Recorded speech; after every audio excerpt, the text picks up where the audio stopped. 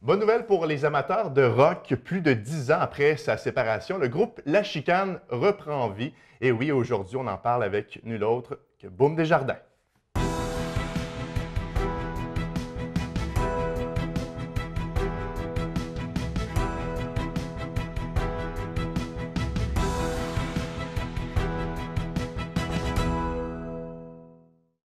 Bonjour à tous, mon nom est Mathieu Daou et je vous souhaite la bienvenue à cette nouvelle émission de Tribune locale. On l'accueille aujourd'hui en studio, c'est ta première fois ici à TVC Oui, Basse-Lièvre. Boom Desjardins, salut. salut. Et pourtant, on en parlait avant l'émission. J'habite pas loin. J'habite Exactement. à Buckingham, dans le fond, près du chemin d'aéroport. Ça me fait plaisir de t'accueillir aujourd'hui. Ça fait plaisir. On parle de choses sérieuses, des belles nouvelles.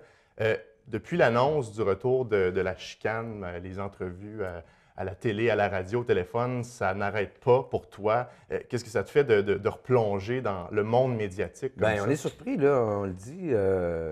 C'est sûr que je pense que c'est plus que la chicane. À un moment donné, on s'est dit, c'est le phénomène des années 90 où la musique était bien présente. Il y avait beaucoup plus de festivals. Puis encore là, je le dis souvent, là, mais c'est comme, on dirait que c'était l'époque où on tatouait les tunes dans le cœur du monde. Le monde venait pour chanter, vivre ces tunes-là. On en parlait des fois, ça nous suivait de 3-4 festivals en ligne, des gangs de camping, la famille. Je pense que c'était cette époque-là aussi là, qu'on vient de petit peu faire revivre. Les gens se sont dit, ah, ça fait 20 ans déjà qu'on a entendu Calvaire pour la première fois. Puis c'est surprenant. Puis tu me dis, c'est ça, l'engouement des médias. Mhm. Écoute, c'est pas juste au Québec. J'ai des appels d'Halifax, de partout, de la francophonie au complet, Nouveau-Brunswick, des demandes de shows, tout ça.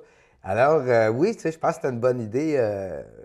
On va avouer que ça fait quand même 2 ans que je pensais que j'avais un petit peu parlé aux gars, surtout à Danny, parce que c'est Danny qui était le plus occupé, dans le fond, qui avait des projets devant lui. Mais non, c'est une belle surprise, je vais vous dire, Aimes-tu franchement. ça, parler dans les médias en général? Ben oui, moi non, j'ai pas de problème avec ça aujourd'hui. À un moment donné, tu te rends compte que c'est beaucoup plus facile d'être soi-même, puis à quelque part, les gens apprennent à me connaître. Puis je l'ai souvent dit, au départ, quand tu commences ça, puis tout ça, c'est un peu plus. Tu as le syndrome de l'imposteur parce que tu te dis, hey, finalement, si les gens me connaissent vraiment comme je suis tellement ordinaire qu'ils vont être déçus. Mais tu sais, ça a été les premières années, les premiers mois plutôt.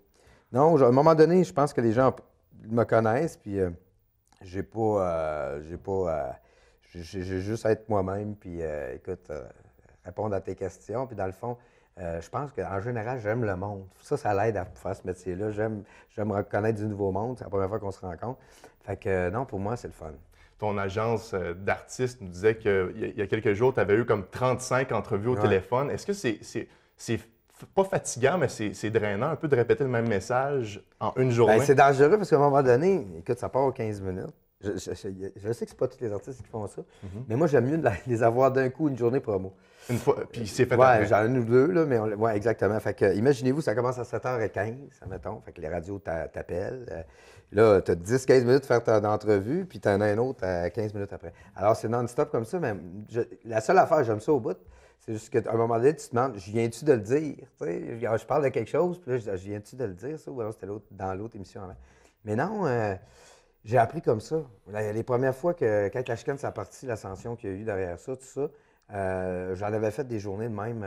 Puis je me rappelle que j'avais dit à certains artistes au départ que j'aime beaucoup, puis que je leur disais, hey, c'est pas drôle de faire ça. Hey, être une journée de même assis à 30 entrevues en Tu ligne. trouvais ça intense. Puis le monde me disait, sors de ta bulle, là. Ils me croyaient pas. Pour te dire à quel point que cet engouement-là était là. Là, aujourd'hui, c'est plus commun. Les attachés de presse ont vu que quand quelque chose bouge, je pense que c'est le temps de sauter dessus puis de ne pas étirer la sauce. Mais quand même, juste pour te dire que c'est assez exceptionnel de voir que, oui, il y a 20 ans, j'avais fait des journées comme ça, 30 entrevues en ligne. Et d'Halifax au Nouveau-Brunswick, de partout, tu sais, c'est ça qui est impressionnant aussi. Boom, la chicane a été fondée en 1993, 93. 5 ans après, c'est le premier album de la chicane qui sortait, l'album Catimini. S'en est suivi par la suite de Disparu et Entre nous autres. Vous avez fait les plus grandes salles du Québec. Peux-tu nous rappeler, Boom, pourquoi le groupe s'était séparé? Bien, tout d'abord, si on retourne en arrière, il faut dire qu'avant même que l'album sorte, tout ça, je me demande si c'était pas en 94, on a fait de nouveaux shows ici. Hein. Ça, c'était bien décisif, ça.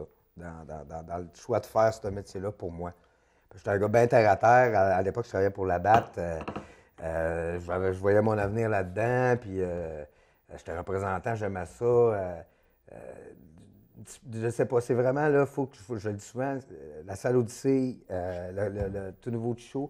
Quand j'ai vu cette salle pleine-là se lever, c'est à partir vraiment de ce moment-là que j'ai dit, wow, OK, je pense qu'il faut faire l'effort de mettre des choses de côté puis se concentrer juste là-dessus. Puis à partir de là, c'est là que ça a parti. La Chicane, on était à Montréal, on a fait des shows dans des bars, tout ça, puis on invitait les maisons de disques, tout ça. Puis on s'était dit, ben 3 ans, 3 albums, 10 ans. C'était vraiment le contrat qu'on s'était donné. Puis on a tellement vécu de choses. Tu me parlais de grandes scènes. On a fait la première partie des Rolling Stones à Toronto. On était jusqu'en Australie jouer pour Team Canada. On n'arrêtait pas 2 minutes. Je me rappelais, parce que tu sais, quand on est là et on se rappelle des souvenirs 20 ans après, j'ai déjà été à un moment donné, en 2 ans, ça faisait 2 ans que je n'avais pas été 3 jours chez moi en ligne. Tu sais, une journée, 2 journées, il fallait que je reparte. On était toujours en tournée, donc des fois, quand tu es en Gaspésie, tu ne remontes pas pour chez toi pour revenir.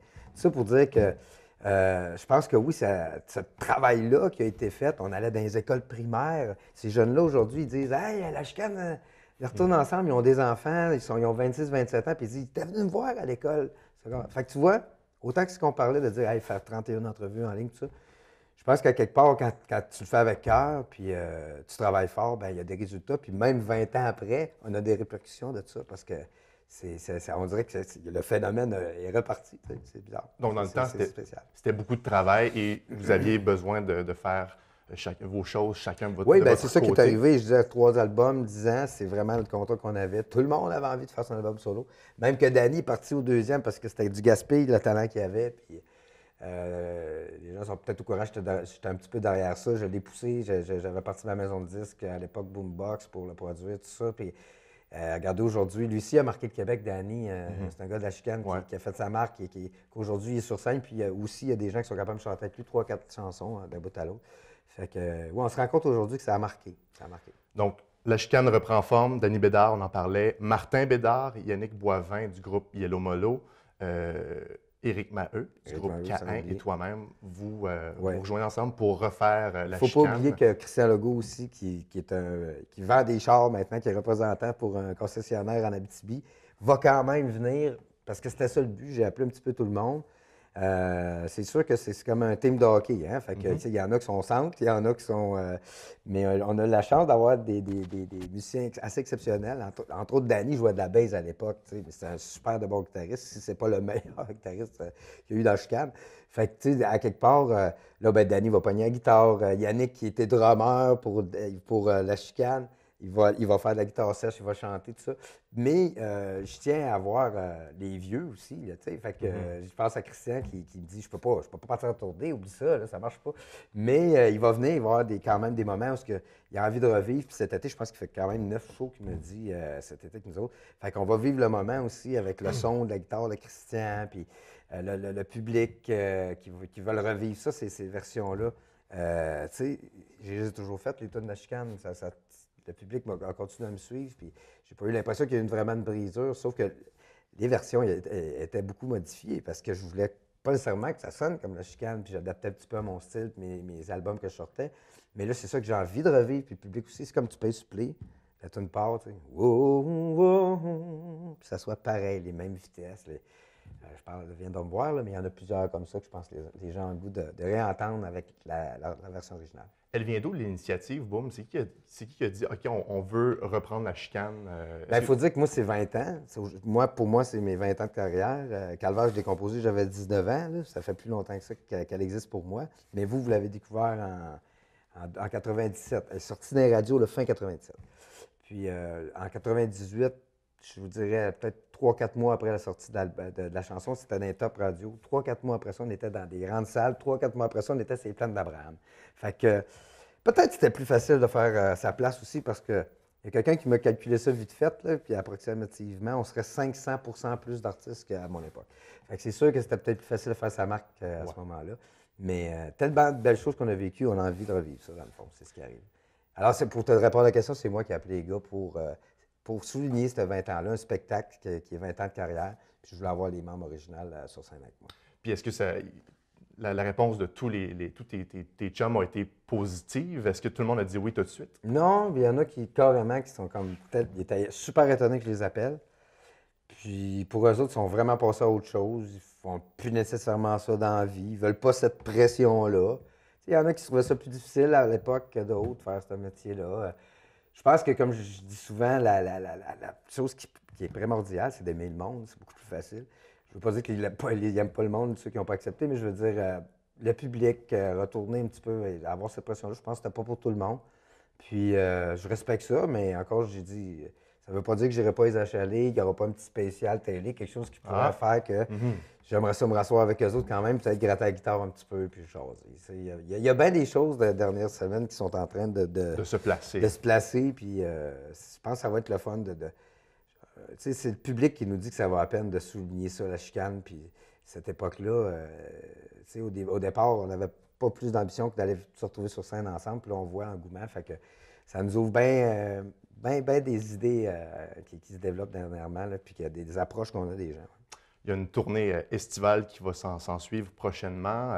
On n'a pas trop de détails en ce moment. Est-ce qu'on va en avoir prochainement? Bien, écoute, c'est tellement drôle, c'est que j'avais quelques dates, moi, de prévues pour ce spectacle-là. Et depuis cet engouement-là, on sait que ça a décollé en fou. Et là, ben, on a vraiment... Les dates sont huis clos. Ils veulent garder et conserver ça parce que la chicane s'est rendue quelque chose d'important pour leur spectacle cet été. Puis ils veulent le dévoiler dans leur programmation. Mais on est en train de faire... On va faire, c'est sûr, un Facebook... la dernière chicane, on a quelque chose, un spectacle, la dernière chicane, puis on va faire des liens avec nos Facebook à moi et Danny. Alors prochainement, les dates, il y a un beau projet aussi d'un vidéoclip, puis peut-être une petite toune qui s'en vient aussi. Fait que tout ça s'en vient. J'étais un peu occupé, je m'en vais à Haïti là, du 15 au 21 pour un autre projet que je pourrais peut-être venir vous reparler, mais en revenant, je lance ça. Moi, ça me prenait une toune en festival, une nouvelle toune. Fait que j'ai bien hâte. Là, c'est de la primeur que je vous donne. Super, mais merci, ça pour vous dire que tout bouge bien vite. Ouais. Puis il y a aussi une rumeur peut-être d'un nouvel album. Bien là, on parle d'une chanson, en tout cas, qui serait prochainement peut-être présentée, avec un petit clip aussi de tout ça, cette réunion-là, cette retrouvaille-là. Il faut le dire, on l'a vécu vraiment live. On s'était vraiment pas revus. On est arrivé, puis on a pogné nos guitares. C'est à la radio, ça, c'est ça. On a fait la radio le matin, puis on est parti à Salut Bonjour, on a fait de la télé, puis c'était la première fois qu'on chantait ensemble, tout ça. Fait que ça aussi, c'était real, c'était vrai. On voulait le vivre avec les médias qui ont toujours été là, puis qui sont encore là. Alors, c'est une façon de dire merci. C'était comment on se sentait là, de se revoir comme ça, sans s'avoir préparé et de faire un live en studio? On était tous un peu fébriles. Martin, il arrivait de Cuba, je pense. Tout le monde, Danny, était occupé. Puis on s'est retrouvés on s'est levé à 4h30, 5h le matin, puis on s'est retrouvés à la radio à 7h, 6h30. Alors, ouais, c'était spécial. On a tout filmé ça. Hein. Les gens vont tous voir ça parce que justement, je voulais le vivre le moment, je voulais le filmer, puis je voulais le marquer à quelque part. Fait que on va retrouver ça en vidéo. Dans pas long, on vous présente ça, probablement avec les dates de spectacle. Oui, puis l'extrait en studio à Rouge FM, on va le mettre sur notre page Facebook. On prend une courte pause, boum, au retour, on parle de ton dernier projet solo, Clandestin. Reste avec nous.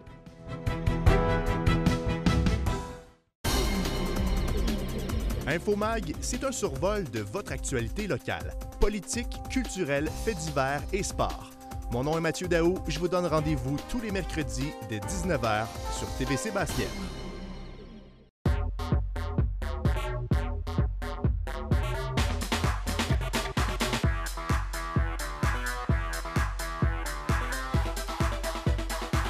Oui, je parle français. Un message d'impératif français. Je m'appelle Zachary, je suis amputé à la jambe gauche. Ça, c'est ici, c'est fait en quoi? Ça, c'est de la fibre de carbone. J'étais super contente d'avoir ma nouvelle prothèse. En plus, avec un pied spécial. Ma nouvelle prothèse, elle tourne mieux, puis ça va beaucoup mieux. Là, je me dis, ouais, je suis capable. J'aime déjà jouer au hockey, puis j'aime jouer avec mes amis, fait que les deux ensemble, c'est super amusant. L'association des apothicaires, ça m'aide beaucoup. De retour à Tribune locale, toujours en compagnie de Boum Desjardins. Boum, de 2012 à 2016 à peu près, tu as pris une petite pause de la musique. Tu t'es dédié à une autre de tes passions qui est des affaires. Et c'est un projet immobilier, si je ne me trompe pas. En quoi ça consistait exactement? Oui, bien, c'est un peu la raison, la cause que je suis ici dans la région depuis quelques années, c'est que je me suis associé à une entreprise d'EFCOR, qui est un de mes amis au départ, c'était une relation amicale. Et je m'en vais justement, je m'en allais faire un show à Barrault, au Festival du Camion. Et j'arrête à Val-d'Or voir ma famille. Puis tout le monde parlait du besoin, du manque en immobilier qu'il y avait là-bas, le taux d'occupation 0,03, quelque chose de la main. Je m'amusais, c'est pas drôle, mais je disais souvent, tu peux pas divorcer, t'as pas de place à rester, tu sais. Puis les hôtels sont souvent pleins. Donc, tout ça pour dire qu'il y avait un problème. Il y avait un problème, la relance au niveau développement immobilier était au ralenti, puis, mais tout ce qui était au niveau économique repartait, puis tout ça, fait que je trouvais que c'était intéressant. J'ai présenté, autrement dit, la municipalité à mon chum, puis on a commencé à développer. Ça fait que 3 ans de temps à me consacrer là-dessus, développement de terrain, achat de terrain. On a mis sur place un projet de 23 millions qui est assez important dans ma propre ville, Val-d'Or. Pour moi, c'était, comme je disais, un petit peu vocatif tout ça, parce qu'à quelque part, je répondais à une demande, puis tout ça. Fait qu'il y a eu beaucoup d'adaptations. On a commencé avec du condo, 15 logements, tout ça, pour finir en locatif, parce que d'une région à l'autre, on ne peut pas savoir les besoins, il faut s'adapter. Fait que tout ça, aujourd'hui, on est rendu au-delà presque de 100 portes aujourd'hui, maison de ville compris, semi-détaché, tout ça. Fait que pour moi, c'était beaucoup demandant parce que j'ai initié le projet, puis j'avais nécessairement à m'impliquer, puis ça me tenait beaucoup à cœur. Mais là, les choses roulent bien, tout ça. Fait que depuis 3 ans, là, il y a des projets qui sont en branle, qui continuent là-bas. Les choses sont mises en place. Fait que ça me permet de pouvoir plus aussi me concentrer sur la musique. Mais j'ai jamais oublié la musique. J'avais toujours envie d'en faire, puis j'en faisais toujours aussi. D'ailleurs, l'album Clandestin que j'ai sorti le mois dernier, ça fait longtemps qu'il est fait. C'est pour ça que les gens disent « Hey, tu sautes déjà au projet de ton 20 ans de carrière, tu viens de sortir l'album. » Mais l'album est sorti en mai l'année passée, mais ça fait 2 ans qu'il était fini, puis j'avais pas le temps de sortir. Fait que pour moi, ça fait plus qu'1 an qu'il est fini. Alors non, c'est ça, tranquillement, je me suis fait des amis ici, j'en avais déjà beaucoup dans la région. À un moment donné, Michel Cadry de Buckingham Chrysler, on s'est rencontrés dans des soirées bénéfices, parce que Michel, on sait qu'il s'implique énormément dans la société, à donner. Buckingham a toujours été très présent. Je n'entendais parler avant de le connaître, Michel, à quel point il donne, puis il est généreux, Michel, puis il aime ça aider.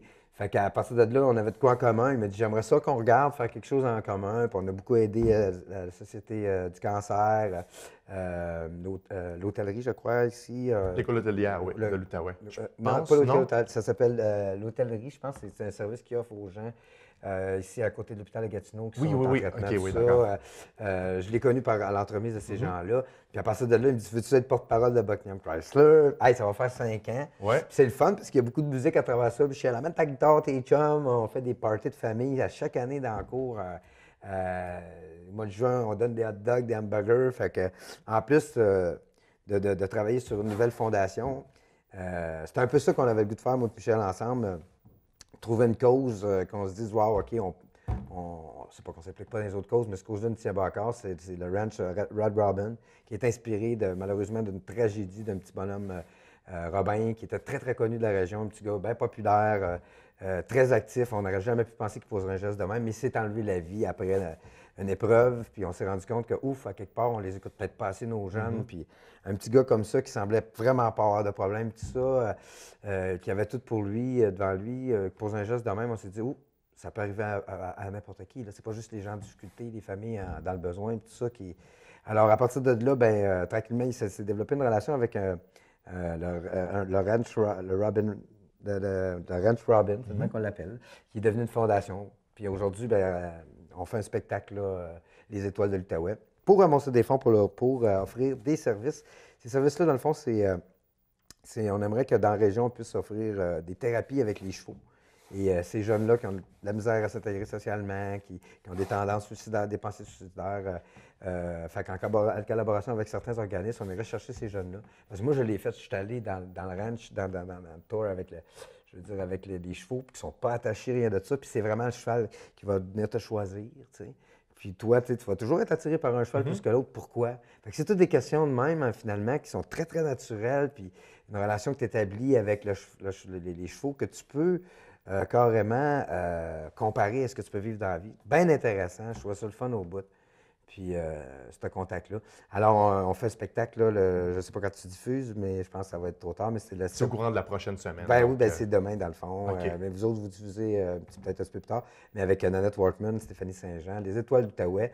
Ne manquez pas ça l'année prochaine. Dans le fond, ce qu'on permet aux jeunes, il y a 11 jeunes qui viennent sur scène, en plus d'avoir Stéphanie et moi, de présenter leur talent. Puis on aimerait ça faire ça chaque année pour pouvoir arriver à nos fins puis pouvoir offrir ces services-là.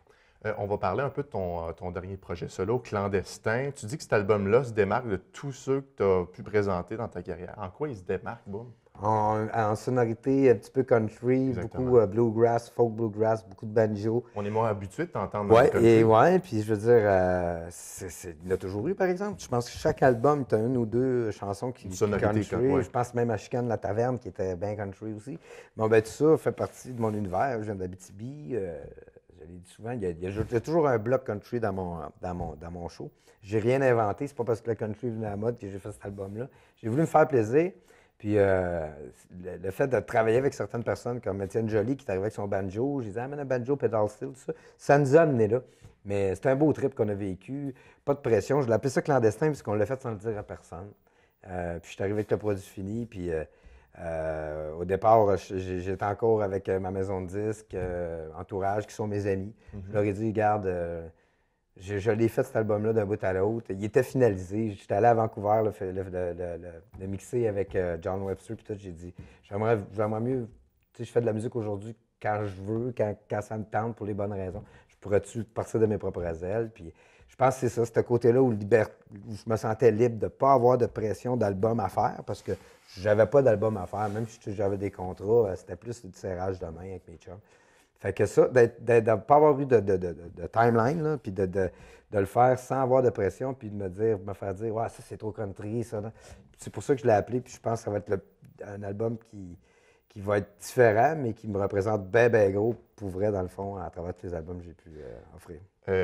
Cet album-là, tu le disais, c'est un trip de chum. Ça s'est fait dans un chalet, un peu à huis clos durant 10 jours. Comment tu as aimé l'expérience? Mais c'est un peu de même qu'on procède tout le temps. Avant, c'était à Saint-Adèle, à mon studio. Les boys, on se ramasse. Des lunchs préparés d'avance pour pas avoir ce qu'on a à la tête. Donc, des fois, on se faisait des bons steaks, bouteilles de vin, tout ça. Puis, tu sais, on a l'habitude. On a 3-4 qui partent sur un bar. On a des... Bon, ben, gars, vous autres, vous continuez à travailler ces chansons-là. Nous autres, on travaille les textes. Puis, tu sais, c'est souvent des chansons, des textes qui sont déjà là, des bouts de tunes qui sont déjà là, qu'on mélange ensemble, tout. Cette chimie-là est super importante. Puis, je ne l'ai jamais perdu. Tu sais, je suis opportuniste dans la vie. Je vais chercher le maximum du talent de tout le monde. Donc, je ris avec ça, mais c'était de même qu'on procédait en band avec la chicane. Puis, quelqu'un arrivait avec une tune, on se mettait tout d'une autre. Puis, on en discutait, puis ça donne, je pense que c'est une façon d'aller encore plus loin que qu'est-ce que tu avais déjà perçu de ce que tu veux offrir, là, tu sais. Fait que, donc ça, j'ai jamais perdu ce côté-là. J'aime ça au bout, les gars qui finalement, on se donne des missions. Puis c'est comme, ça a l'air d'un nono que je vais dire, mais ça ressemble beaucoup à la construction, dans le fond. Parce que ça prend un foreman, ça en prend un qui dit, OK, bon, ben, regarde, vous autres, faites ça pendant que vous faites la structure de la musique. Nous autres, on va faire la finition avec les paroles. C'est un peu ça, tu sais, c'est de diriger tout ça, mais quand tu as des chums, puis... l'habitude d'être ensemble fait que ça 10 jours, on en masse, on est capable de faire un album. Là. C'est le fun. Pour cet album-là, tu as décidé de verser 1 $ au Club des petits déjeuners. C'est une cause plutôt qui te tient à cœur, oui? Bien, c'est sûr. J'ai 4 enfants, on s'entend. Puis de penser que les petits-enfants vont à l'école, le ventre vide. Mais c'est plus que ça, le Club des petits déjeuners. C'est quelqu'un qui t'accueille le matin parce que ta mère, il faut qu'elle te dépose, puis elle n'a pas d'argent pour payer le service de garde parce qu'elle est monoparentale. 2-3 ans de relation avec ces bénévoles-là, que ces enfants-là vivent peut-être encore plus. Puis, non, j'ai aimé ça, j'ai été le vivre, j'ai été dans les écoles, rencontrer les bénévoles, les jeunes. Puis c'est de toute classe sociale aussi. Il y a des jeunes qui c'est moins qu'un besoin financier qu'un besoin du fait qu'ils créent encore une fois ces relations-là. Puis il y a des parents, c'est pas mieux des fois, ceux qui sont en moins de difficultés financières, ils ont des fois souvent moins de temps. Puis c'est la bonne qui vient le porter le matin. Tu sais, je veux dire, j'ai vu des situations, c'est comme, OK, c'est vraiment un support qui, je pense, qui est important au Québec. Malheureusement, on en a besoin, il faut qu'on donne à continuer. Peut-être qu'un jour, on n'aura plus besoin. Tous ces petits ventres-là vont être pleins, puis ils vont se faire accueillir le matin à l'école. Alors. tu as parallèlement à cet album-là fondé une compagnie de disques, si je ne me trompe pas, Étiquette B. C'est quoi ce projet-là? Bien, Étiquette B, c'est la suite de Boombox, OK, tout ça. OK. Mais elle a toujours été là en arrière, la maison de disques. Dans le fond, je coproduisais avec des producteurs. Mais là, j'ai décidé de voler de mes propres ailes. Faut dire, à travers des années, tu en as parlé, j'ai fait beaucoup d'affaires. Puis j'avais déjà eu cette expérience-là de produire aussi avec Danny, tout ça. Ça avait bien été. Je pense que c'est l'avenir des artistes de s'autoproduire. On a nos studios, on réalise déjà des albums de d'autres. Moi, j'ai la chance de travailler avec John Webster, qui est un des meilleurs réalisateurs au monde, qui a fait Bon Jovi, Aerosmith, Name It, il vient de finir Michael Bublé. Je pense que je me suis fait un ami, et puis aujourd'hui, j'ai la chance de pouvoir travailler avec lui. J'ai mon équipe, j'ai une structure autour qui fait que je pense que j'encourage les gens, après une couple d'années, je veux dire, surtout quand tu es auteur, compositeur, puis que tu as ton studio, je pense que c'est l'avenir vraiment de se prendre en main, puis de trouver des façons de travailler aussi. J'ouvre la porte au ministère de la Culture. On n'a pas cette offre-là, nous autres, aujourd'hui, je dis ça comme ça. Si tu es propre producteur de ton produit, autrement dit, moi, je suis propriétaire de mon label, je n'ai pas le droit aux subventions. Fait que le même produit, le même artiste ailleurs, mais qui ne posséderait pas la majorité de l'étiquette de disque, finalement, de la compagnie de production, a le droit. Il faudrait peut-être réviser à ça. On peut s'en parler, si vous voulez. Personnellement, toi, Boom, est-ce que tu aimerais que la chicane dure plusieurs années? Bien, j'aimerais ça, mais moi, je pense que déjà là, on s'est ouvert à faire jusqu'à 2018 parce qu'on s'est trop annoncé tard. Il y a des festivals qui nous ont appelés dernièrement, qui nous ont dit « Non, c'est pas vrai que la chicane ne retournera pas sur notre scène ». Alors, j'ai parlé aux gars, là, je pense qu'on est rendu à 12 autres qu'on va sûrement signer parce que les gars ont dit « Non, on ne peut pas arrêter cet engouement-là, ça serait pas correct. On ne se sentait pas correct de dire « OK, on fait rien que cet été, puis c'est fini ». C'est sûr que l'été prochain, vous allez nous voir en spectacle. Il y a beaucoup de salles qui nous appellent en ce moment. On ne pensait pas faire des salles. Et là, l'engouement est vraiment là. Alors, on s'assoit. Le timing est bon. Cain est en écriture. Éric Maheu qui est avec Cain. Cain est en écriture. Brigitte Boisjoli qui joue avec Éric Maheu aussi est enceinte. Fait que le timing est bon. Danny a décidé de mettre un petit peu ses affaires de côté. Pour, dans le fond, il va faire ses tunes en spectacle aussi. On peut pas avoir Danny Bédard dans le show de la chicane qui ne s'arrête pas pour nous faire quelques chansons. Fait que non, c'est sûr et certain que ça peut durer plus longtemps qu'on pense, mais pour l'instant, on se laisse aller par le vent. Boom Desjardins, on te souhaite évidemment de triper avec la chicane au cours des prochains mois, des prochaines années, qui sait. Merci beaucoup d'avoir été des nôtres aujourd'hui. Vous accueillir à Bois-du-Vert comme ça. On va aller vous voir dans la région, c'est bien certain que la chicane. Plaisir de se revoir très bientôt. Merci beaucoup. Alors voilà, c'est déjà tout pour Tribune Locale. On se revoit la semaine prochaine pour une autre émission. Au revoir. J'ai de la misère au calvaire. J'ai du ressentiment dans le sang. C'est comme la rage dans une cage. Oh tiens, moi, je m'en